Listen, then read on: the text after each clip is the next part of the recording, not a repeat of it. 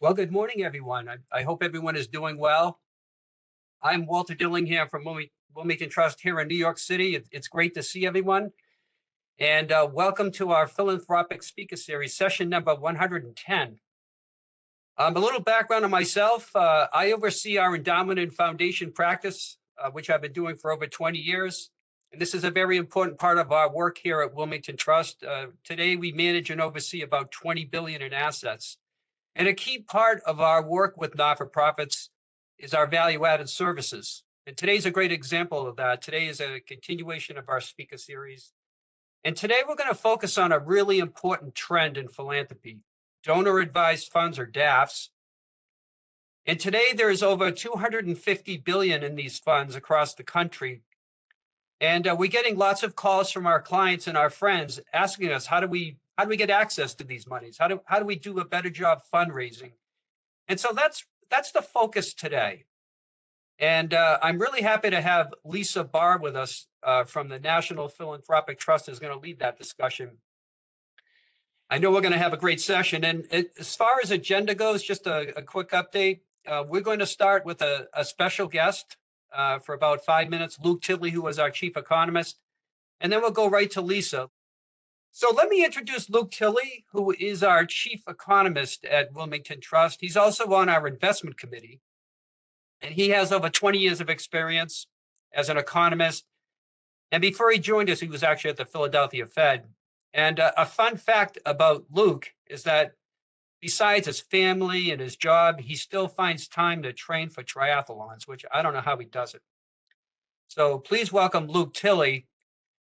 And I talked to Lou before the session, and I mentioned to him, I said, look, your insights are so important to our audience here because a strong economy means more donations. It also means growing endowments. So the pressure's on you. So Luke, I wanted to just have a fireside chat with you. I know this year the theme for Wilmington Trust for the capital markets forecast was investing in a chutes and ladders economy. Can you explain this theme to the audience? Yeah, sure, Walter, and thank you, everybody. This is a big difference from last year, where we said U.S. economic exceptionalism, and we were really expecting that strong growth that we did end up getting over the course of 2024. And as we approach this year, there's so much uncertainty about the new administration coming in, and also what we had built in as a slowdown in the economy. Not terrible, but a slowdown in the economy. So that baseline expectation is for slower growth. You know, we had 2.8% growth last year. We're expecting it to be slower, 1.8% this year, which is still healthy, but it would be a noticeable deceleration. The chutes and ladders, of course, evokes the game that a lot of us probably played when we were younger. If I could get my kids to put their cell phones down, I would play that with them now.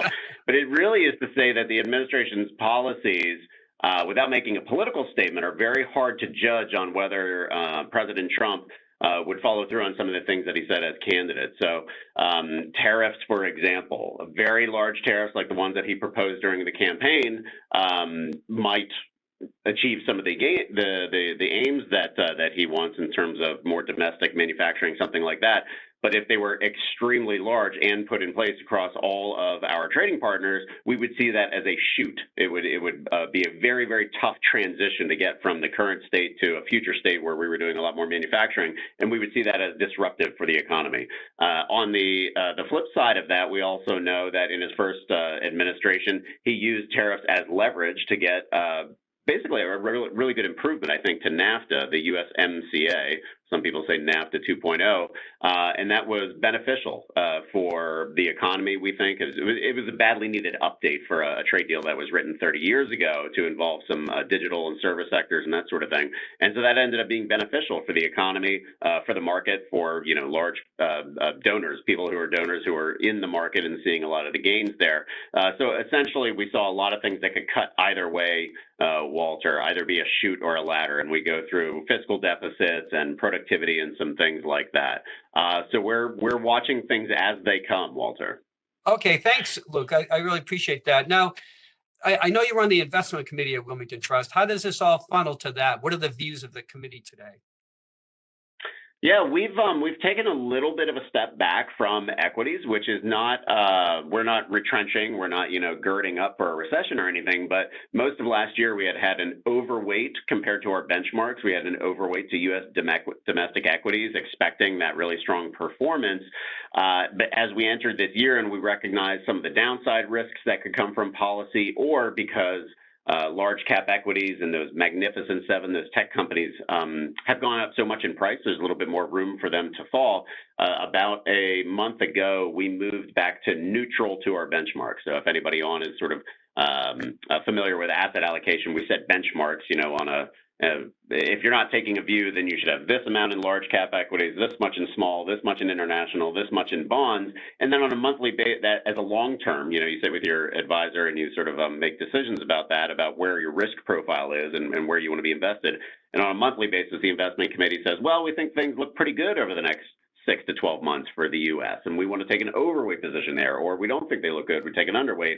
So essentially what we did is most of last year, we were overweight to the U.S. with that optimism, and about a month ago, we snapped back to neutral. So it's like we're not taking a view. Things could be really good or really bad, and we don't want to be putting chips on the table because of some of the risks that I described, Walter.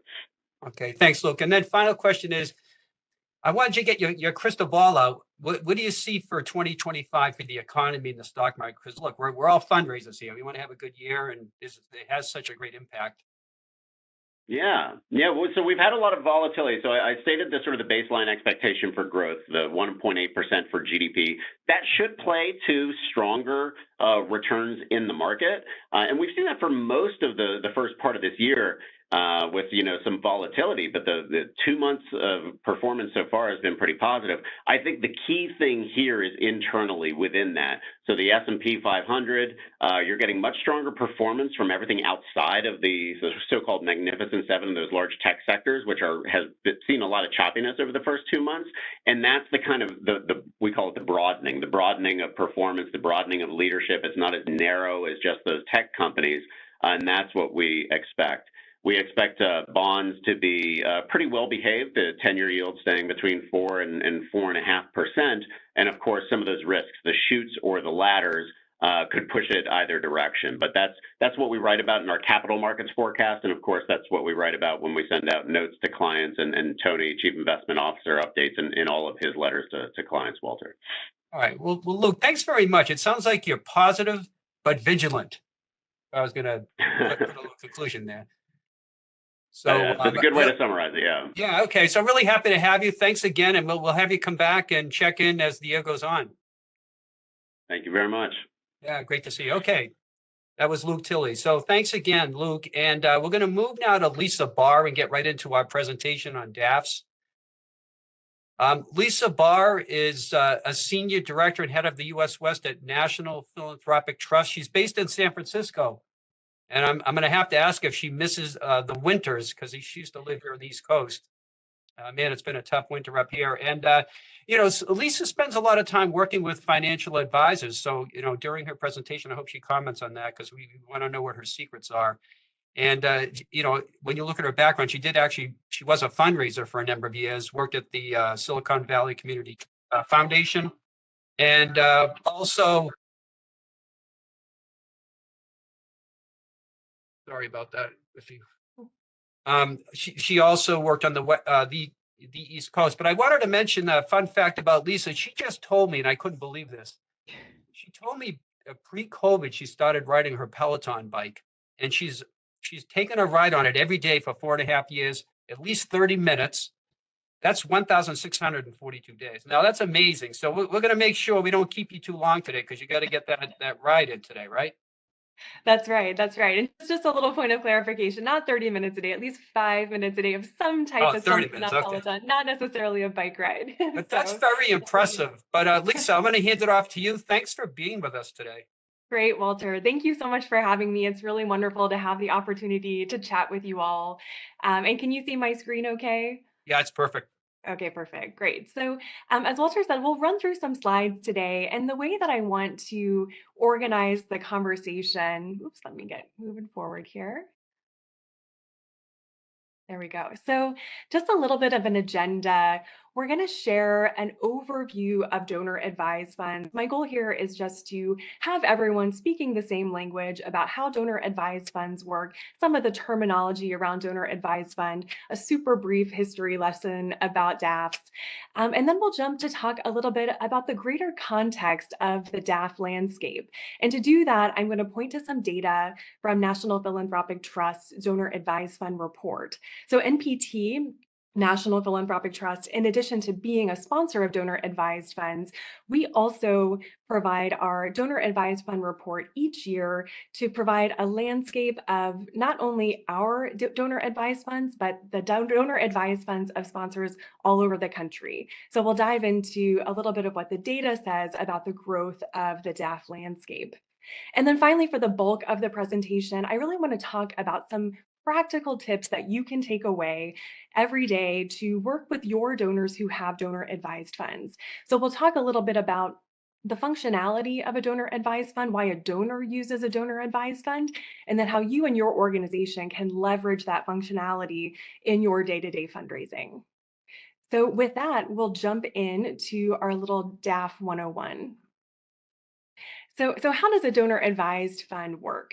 You know, a DAF is simply an account that is owned and controlled by a public charity called a DAF sponsor. It's separately identified, referencing the donor who contributed into that fund. And that donor reasonably expects to have advisory privileges over the funds in the account, including the investments and the distributions from that DAF. So that's a little bit of the IRS definition of a donor advised fund, but you can really think about these simply as accounts that donors use to facilitate their philanthropy. I mentioned DAF sponsor. NPT is a DAF sponsor. You might be familiar with some of the DAF sponsors connected to large financial institutions like Fidelity Charitable or DAF Giving 360, which is formerly Schwab Charitable. There's also independent donor advised funds, NPT, American Endowment Foundation. Of course, community foundations are large donor advised fund sponsors. And then there's also single issue DAF sponsors. That could be your Jewish federations. Many university systems or large hospital systems might offer donor advised funds. And while DAFs have exploded in growth in the past 10 years or so, DAFs have actually been around since the 1930s. They started within the community foundation right at the New York Community Trust. But in the last, really 10 to 20 years have grown significantly. And as we go into the DAF report data, we'll talk more about how that growth has looked over these past years. So I like to think of a donor advised fund as having kind of three phases. There's a contribution phase, the investment phase, and the grant making phase. And this can be cyclical. Many donors are putting funds into DAFs and granting funds out of DAFs and then doing it all over again. They might be contributing in a high income year. And the benefit to the donor is they're getting a nice tax deduction for the contribution they're making in the year that they put that money into the donor advised fund. They can then take their time to decide on the organizations they'd like to support over time and use that front-loaded funding to sustain their giving to organizations over time. That middle phase, the investment phase, of course, the assets within a DAF can be invested with the idea that they'll grow over time, so there's more funding to give away to the charities of their choice. A little bit more about some of the terminology you'll hear around donor advised funds. That word advise or recommend, that's a really important word in donor advised funds. When a donor contributes assets into a DAF, they are giving up control of those assets and they are retaining only advisory privileges. They can recommend how those funds are invested and they can recommend grants to the charities that they care about. I'll also note that when the funds come into the donor advised fund, we call that a gift or a contribution, a gift into the DAF. And then when the grant is going out of the DAF, that's where we use that word grant. So you think about gifts into the DAF, grants out of the DAF to your organization. And so I just highlight that because you might hear your donors who have DAFs use that kind of terminology and just wanted to provide that point of clarification. So that's really our DAF 101 today. But let's think about the greater donor advised fund landscape and what that has looked like over the past years. So to demonstrate that, I wanted to share some data from NPT's DAF report. Every November, NPT publishes this report.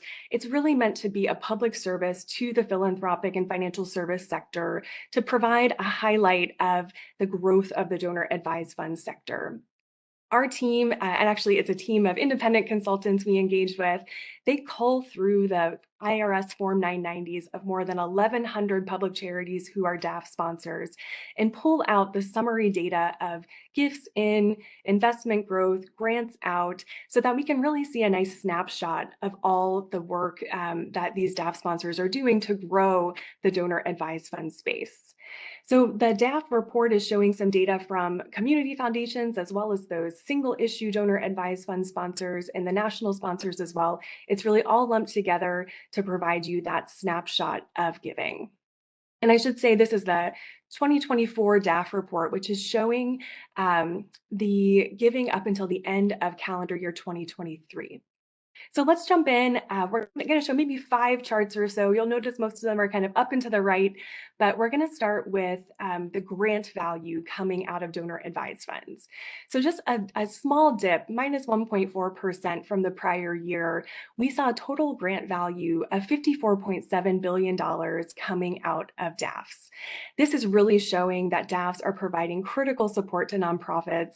It's the second consecutive year of grant making over $50 billion. Just a little decrease from the all-time high in 2022. And that all-time high, of course, happened in the pandemic years when we were seeing a tremendous amount of grant making in response to community needs.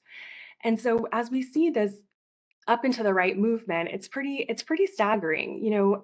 The giving was 92% higher than pre-pandemic levels in 2019. And if we could extend this to the left to show you the past 10 years, we're actually up 456% in all grant making from DAFs over the past years. So we really see that donors are being responsive, giving is sustainable despite any economic challenges. Speaking of economic challenges, we did see contributions drop starkly in 2023. They were down 21.7%, and that's the largest single drop in contributions on record. This was in response to market conditions in 2022 and early 2023. So we're really seeing that while folks are seeing their stock portfolios crash, they're maybe not feeling as wealthy, they're choosing not to put new money into their donor advised fund. So we're seeing that drop off of contributions into donor advised funds.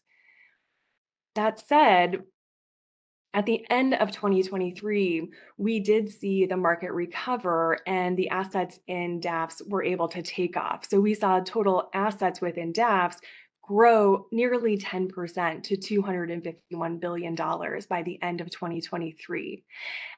So while that grant making was growing and contributions were dropping, we still saw, because of the investment performance of the assets within DAFs, that the total kitty has grown. There's going to be more for donors to give away in the future. And lastly, payout rate is something that we think about and talk about a lot within the donor advised fund space. We have seen payout rates exceed 20% for every year that NPT has been producing its donor advised fund report. We saw just a slight drop between 22 and 23. We were at now 23.9% for the grant payout rate from donor advised funds. And, speaking of payout rate, I'm not here to speak any ill of private foundations. I think that private foundations can be a really great alternative or complement to donor advised funds for lots of donors.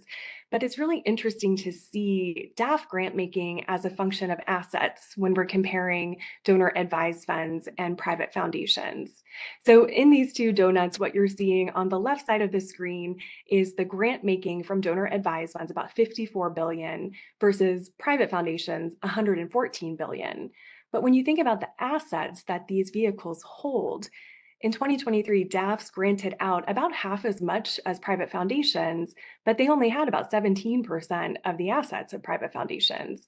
Kind of flipping that, another way to look at it is private foundations hold nearly 5 times the assets held within DAFs, but they're granting only twice as much. So we're really seeing that DAFs are the super active vehicle that donors are using to support their philanthropic giving over time. Last about payout before we jump into some of our practical tools and tips here. I really like this chart. It's a little bit of just, some squiggly lines here, but what this is really meant to convey is the rate of change year to year of grants from donor advised funds versus individual giving from other sources. So out of your pocketbook, writing a check, doing online giving. And so it's pretty interesting to see DAFs have become this really sustainable source of giving, even when the economy is not looking so great. So for example, the left side little blue box there is meant to show that during the Great Recession, we saw the stock market fall 33% between 2007 and 2008. During that same amount of time, DAF grant making grew 13.8%. Individual giving out of people's pockets decreased about 4%. This was even more pronounced in response to COVID-19 and the racial justice reckoning that occurred during that time. We saw DAF grants grow by 36% in 2021. Individual giving only increased about 5% in that same period of time. So it's just a little bit of a snapshot, a picture of the donor advised fund landscape, how we have seen DAF grant making grow over time and the assets grow apace. Obviously, those contributions are ebbing and flowing along with the economy. But despite that, we're seeing DAFs continue to be this great sustainable source of funding for nonprofits. So as we move into some practical tips and tools for your work with donor advised fund donors, who are these DAF donors? Who are these people who have donor advised funds? And these are very likely the donors who you already know and love. We're seeing that DAF donors have a broad range of wealth levels. Many DAF sponsors are removing the limit for the amount of a gift that they would need to make to establish a donor advised fund. It used to be you had to have $50,000 or $100,000 to establish a DAF. Now you can start a DAF really at $0. And so because of that, we're seeing that DAFs are becoming a tool for donors of all kinds. Of course, on the other end of that spectrum, we are seeing some donors decide to eschew private foundations for donor advised funds, maybe wind down a private foundation into a DAF or establish a DAF instead of a private foundation. That's resulting in DAFs being created in the tens or hundreds of millions of dollars or more. Average DAF size, I think this is such an important number to consider. The average DAF size, looking across the whole DAF landscape, is about $141,000. And so as we get into some practical tips and tools, one thing to remember is that if a donor is contributing to your organization from their DAF, it's very likely that they could have $141,000 remaining in that DAF. They really should be a prospect for your team to consider as a major giver, as a legacy prospect. And we'll talk in more detail about some of the approaches to working with DAF donors. We've talked about payout, active philanthropists paying out 20% or more per year. And the goal of my conversation with you all today is not for you to think, oh gosh, if only Lisa knew and everyone at National Philanthropic Trust knew how great my charity is, how important the work we're doing is, she would tell all her donors to give to us. It kind of doesn't work that way for the most part. It's really important to think about cultivating your donors who are giving to you through DAFs rather than thinking, if only I could access these donors who have DAFs, they would support me. That's like saying, hey, there's $3 trillion in money market funds. If only I could access the folks who have the most of that money, they would give to my charity. We really want to try to be practical, try to make it easy for our donors to give to your charity through their DAFs. So that's going to be really the main part of our conversation for the next 15, 20 minutes or so. I want to help kind of demystify DAFs and help you understand why donors use DAFs to support their charitable giving and how you can leverage that functionality in your day-to-day work with these donors. So we'll do a little kind of back and forth. Here's why donors use DAFs, and here's how you can leverage that functionality in your day-to-day. So, of course, donors use DAFs first and foremost to recommend grants to their favorite charities. These are, super easy vehicles to set up. It helps them organize their giving. They're not having to, get tax receipts from all of the charities they support through the year and send those to their accountant. They're able to get one tax receipt when they put money into the DAF, and then through oftentimes an online portal or with partnership of someone at a philanthropic advisor, they're able to get those grants out the door in a really administratively easy way. We find that oftentimes donors are using their DAFs to make recurring grants to support organizations over time. And they also often think about their DAF as this charitable reserve that can be available for as almost like risk capital to a nonprofit who might be starting a new program, might have a program that's sort of unproven at the moment, but the very best supporters know that, hey, this DAF money is going nowhere but to charity. And so they'll think about that as an opportunity to use those dollars for things beyond just standard general operating grants. So for you, what does that mean? First and foremost, it means to communicate your work effectively so that donors will support the work that you do. A common mistake we see is, well, let me start with, treating your donors like major gift donors is so important. Anytime you're receiving a grant from a donor advised fund, as we saw, the average balance of a donor advised fund could be $141,000. So if someone's supporting you maybe at $500 a year, but it's coming from their DAF, you might want to place them on your track for major donors because there is potential that they have more money behind the scenes that you could access for your organization.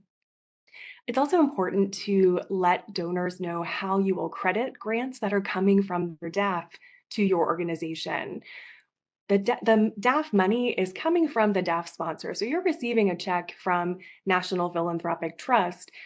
It will likely have the donor's name or the account name attached to that grant check. And you want to provide a hard credit, as we say, to National Philanthropic Trust, who owns the assets, who is the donor, but soft credit to the donor advisor, to the DAF themselves, so that you can continue to cultivate them and you can have any of the thanks that you provide to donors, you can provide to the DAF donor as well. It is important, though, to think about the way you communicate that thanks to the donor. I would really encourage you not to worry about when you receive a grant from a donor advised fund, sending a letter back to National Philanthropic Trust to say, thank you so much for this DAF grant. Please send more. It's really not worth your time to do that. If you have the donor's information, sending them a letter to thank them for their DAF grant recommendation is key. But that letter should be different than the letter you provide to donors who are giving to you out of their pocket, because you're not going to say that that grant is tax deductible. They received that tax deduction when they made the contribution into the DAF. So when they are receiving a grant, excuse me, sorry, I saw a pop-up that maybe you're not able to hear me while I'll speak up. The donor received their charitable tax deduction when they made the contribution into the donor advised fund, and they are not able to receive another tax deduction for the grant they're making to your charity. So your letter should not reference that this is a tax deductible gift. Last point here is around multi-year pledges. There's some folks who think, oh gosh, if a donor has made a pledge to my organization, they can't fulfill that from their donor advised fund. And we actually received guidance from the IRS back in 2017 that's counter to that. So that guidance said, from your perspective as the charity, you can apply a DAF grant to a pledge that a donor has made to your organization. However, if the DAF sponsor is not able to reference that pledge when we're making that grant to your organization, it's really up to you and your organization to apply that grant to the pledge. And something that I see more and more charities doing is just to simplify things rather than putting a legally binding pledge in place with the donor. Instead, they would put a non-legally binding intention to give agreement in place with that donor so that they would be able to support your organization from any source that they find appropriate. Now, if your finance team comes to you and says, hey, I need a pledge because that's the only way that we can book this as a receivable, something you might consider is having a conversation with the donor and the DAF sponsor about putting in place what's called a multi-year gift agreement or a grant agreement that is actually an agreement between your organization and the DAF sponsor rather than being between your organization and the donor. And in that case, you will have this legally binding agreement that your finance team can then count as a receivable. So let's move on to some additional practical tools around why donors use donor advised funds. One is really to streamline their giving. We saw back in 2017 with the Tax Cuts and Jobs Act that the standard deduction was raised, which resulted in the number of people who itemized their taxes to be just cut in half. So that's half as many people now able to take advantage of getting a charitable tax deduction for the giving that they're doing throughout the year. So in response to that, we saw donor advised funds very frequently being created to front load a few years of giving. So perhaps a donor who might be right on the edge of itemizing their taxes or just taking that standard deduction, they could put a nice chunk of money into their donor advised fund, get the charitable tax deduction for that contribution. They'll itemize their taxes in that year, and then use that funding for several years of giving. And in those subsequent years, they would just take the standard deduction. So as donors are working with their financial advisors and using DAFs as a tool in their financial and estate planning, this bunching or bundling of charitable contributions into a DAF is becoming a more and more common strategy. So what does that mean for your organizations? It's really about including the option to make grants from donor advised funds in all of your solicitation materials. If you take one thing away from my conversation today, it's to please put your tax ID on your website everywhere you can. On the how to give page, maybe on the footer at the bottom of every page of the website. I know I have gone to make grants from my donor advised fund to charities, and I have not been able to locate the charity's EIN without, going to GuideStar, which I know how to do because I work in the philanthropic space and I do that all the time.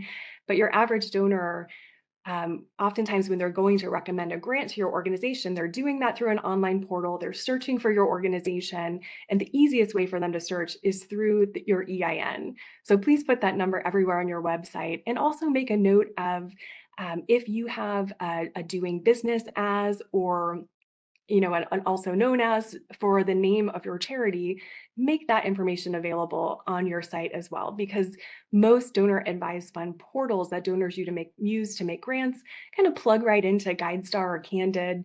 And so it's important that the information on your website matches what's available on that portal as well. Including DAF grants in your instructions really signals your understanding that you're savvy to donor advised funds, that organizations can, that donors can support you through this vehicle. And I'd encourage you to include that, even on your little buck slip that might go out with your annual giving. It's giving by cash, by check, by stock, or I'll recommend a grant for my donor advised fund. And that only helps you match the funds coming in from a DAF to the donor themselves. We'll jump through here a little bit about donors and legacy planning. So I mentioned financial advisors as oftentimes the first person who a donor will hear even about the concept of donor advised funds from. And very often as a donor is doing some legacy planning or estate planning, they are thinking about a donor advised fund as a part of that. With a donor advised fund, donors are able to set up succession plans where they can provide instructions to the DAF sponsor what will happen to the DAF after they pass away. And that could look like naming a successor advisor who would take over the DAF. It could also look like naming one or more charitable beneficiaries to receive assets from the DAF upon the donor's passing. A little bit more about charitable planning. We often see donors use their DAFs in their testamentary planning when it comes to IRAs, life insurance policies, or even their entire estate. They could say, let's have the residual of my estate all flow to a donor advised fund. They would have a legacy plan on file with the donor advised fund, and then the DAF sponsor would distribute those funds according to that plan. So what does that mean for you and your organizations? It's really that donor advised fund donors are great prospects for planned giving appeals. If a donor set up a DAF, it's very likely that they've been asked to think about the legacy plan for the DAF. They are really primed to have that conversation about how the DAF will carry on their philanthropic legacy. So I would encourage you to have conversations with DAF donors of yours, encourage them to potentially name your charity as a charitable beneficiary of their DAF. It's something that they will have heard of before, that will be a comfortable conversation to them, maybe more so than your average individual donor.